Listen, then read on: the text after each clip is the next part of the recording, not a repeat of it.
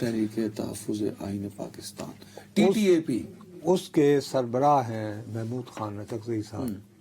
انہوں نے کل اپنی اسلام آباد کی خیمگاہ پر کھانا کیا. ایک اس بڑے کھانے میں جو ان کے علاوہ جو دیگر جماعتیں ہیں ان کو مدعو کیا گیا. وہ بھی آئے، جن میں اہم ترین بات یہ کہ مولانا فضل الرحمان آئے، شاہد خاقان عباسی، شاہد خاقان عباسی سابق وزیر اعظم صاحب آئے، مصطفیٰ نواز کھوکھر بھی آئے اپنی علامہ راجہ ناصر عباس آئے. نہیں، وہ تو خیر پہلے سے ہی ان کے ساتھ ہے نا.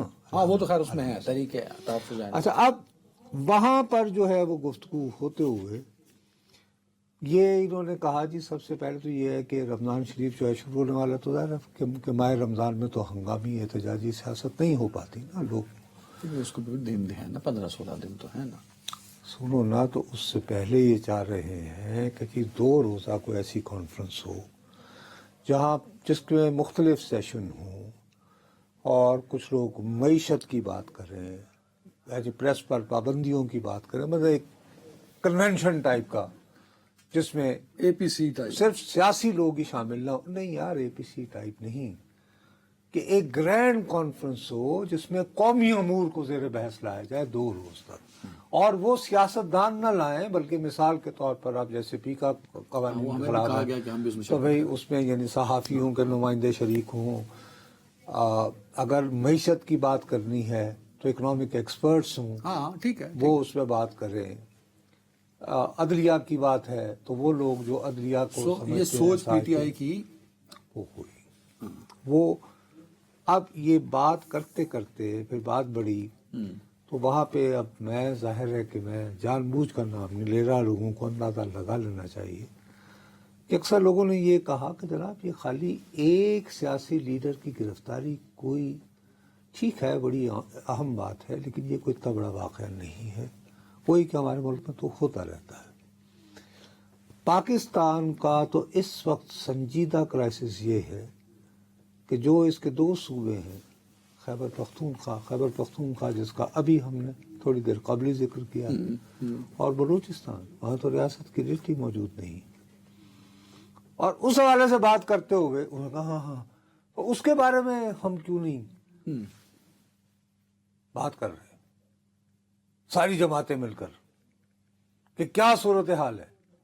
اب فرض کرو کہ یہ ایجنڈا بنا لیا جائے کہ پاکستان کی ریاست جو ہے وہ 2 صوبوں میں اپنی لٹ کھو چکی ہے، تو ان میں سے ایک صوبے پہ کون حکومت کرتا ہے؟ پاکستان تحریک انصاف. وہاں سب سے زیادہ مقبول کون سی جماعت ہے؟ تحریک انصاف.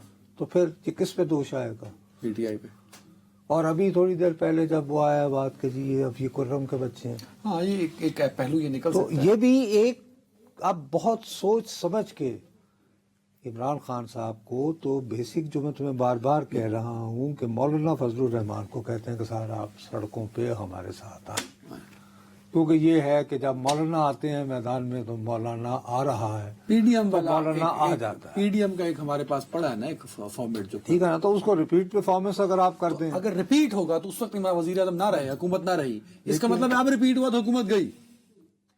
اس کے لیے مولانا میں آپ کو دوبارہ کہہ رہا ہوں، میں نے آپ کو پہلے بھی کہا تھا، نہیں میں دوبارہ آپ کے لیے، کیونکہ آپ کو ایک سیگمنٹ کر کے رہنا ہوتا ہے، مولانا فضل الرحمان تحریک انصاف کے لیے فی الوقت سڑک پر آنے کو آمادہ نہیں. تحریک انصاف خود آ جائے گی سڑکوں پہ، اس کو مسئلہ نہیں ہے تحریک انصاف کو. وہ آ جائے، ہاں تو وہ آ جائے ابھی تک آ رہی ہے نا، ابھی تک کیا نہیں آئی؟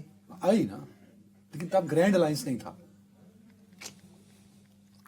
پی ڈی ایم بنی، دھرنا مولانا صاحب اکیلے رہے تھے، اس پی ڈی ایم کا دھرنا نہیں تھا، آپ کو پتا ہوگا اس بات کا. یار پھر میں آپ سے عرض کروں، یہی ہوتا ہے جب یعنی ایم آر ڈی تھی تو اس میں جو جلسے جلوس ہوتے تھے تو اس میں چھوٹی چھوٹی جماعتیں بھی تھیں نا، جن میں 2 یا 3 ممبر سے زیادہ. نوازہ نصر اللہ تھے تو نوازہ نصر اللہ کے ساتھ مرحوم ارشد صاحب ہوتے تھے ملتان کے، اور کون تھا. ٹھیک ہے ٹھیک ہے. لیکن بہت بڑا مجمع جو ہے وہ لیاقت باغ میں اگر جمع ہوتا تھا تو وہ پیپلز پارٹی کے لوگوں کا ہوتا تھا نا، لیکن وہ کھاتے میں ایم آر ڈی کا ہوتا تھا. اور نوازہ صاحب کی تقریر بہت احترام سے سنی جاتی تھی. مولانا قاسم مرحوم ہوتے تھے مسلم لیگ کے ایک چھوٹے سے فیکشن کے رہنما، ان کی بہت زیادہ عزت سے لوگ تقریر سنتے تھے پیپلز پارٹی کے حامی، وہ جب حکومت پہ کرٹیسزم کرتے تھے. اچھا، جبکہ ان کی کمر جو ہے مبینہ طور پر غلام مصطفیٰ خر صاحب کے زمانے میں پولیس تشدد کی وجہ سے زخمی ہوئی. اچھا ٹھیک ہے نا. تو لوگ ان کو عزت اور احترام سے سر سنتے تھے. لاسٹ 1 منٹ ہے. پی ٹی آئی نے اپنی سیاست میں بدلاؤ لا رہی ہے نا کہ اتحاد کی بات کرو. شاہ محمود قریشی بھی کہہ رہے ہیں سب کو اکٹھے ہونا چاہیے. تو یہ ایک اچھا جسچر تو ہے نا. اس کا کوئی امپیکٹ تو نظر آئے گا آپ کو کہ نہیں؟ لاسٹ اس وقت تک یہ نظر نہیں آئے گا. دیکھو اس میں ایک بہت بڑی کانٹرڈکشن ہے. وہ کیا؟ آپ یہ کہہ رہے ہیں کہ اس ملک میں آپ جو بحران ہے بقول آپ کے، اس کا بنیادی سبب یہ ہے کہ 8 فروری کو حقیقی عوامی نمائندوں کو مینڈیٹ نہیں دیا گیا. ٹھیک ہے. کیا آپ مولانا اس بات کو تسلیم کرتے ہیں؟ کرتے ہیں نا. وہ بھی کہتے ہیں خیبر پختونخوا میں جو مینڈیٹ ہے وہ حقیقی عوامی نمائندوں کو نہیں وہ ٹھیک ہے. وہ نہیں. اب میرا اب اگر تم مجھ سے سوال کر رہے ہو تو مجھے میری آنکھوں میں آنکھیں ڈال کے جواب دو. یار میرے سوال کا جواب نہیں دیندے تسی نواں سوال کر. نہیں نصرت صاحب ٹھیک ہے. ایک پہلو یہ بھی اس میں ہی بات ہو جائے گی نا. ایجنڈا تو دونوں کا سیم ہے نا کہ 8 فروری کو ڈاکہ پڑا. بھائی کچھ وقت ہوتے ہیں جب آپ کو کوئی مسئلہ نہیں ہے، کوئی پرابلم نہیں ہے یار، ڈٹ کے کھڑا ہے کپتان، اب جیل میں بیٹھے کہیں کہ یار رکھنا ہے جب تک رکھیں، کوئی فکر نہ کریں. اور اس دوران آپ اس طرح کی ایکٹیویٹیز کر کے یہ اپنے لوگوں کو بھی تھوڑا سا وقت دیں.